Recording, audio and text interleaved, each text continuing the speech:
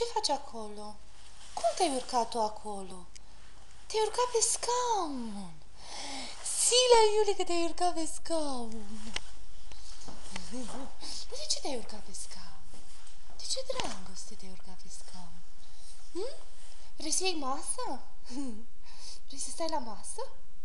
Dragă mea, mama scumpă. Cine-i fetiță scumpă? De ce tremură copilul? Cine-i fetiță? Uite la Iulie. Ale Iulie. Cine-i fetiță scumpă? Mi-e frică?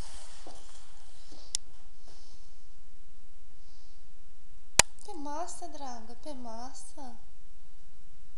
Dar nu era bine în cușcă. Hai. Hai.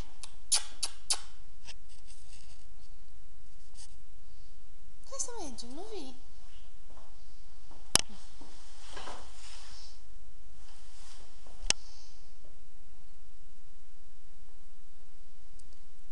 Iei masa? Fetița, fetița, de ce ești tu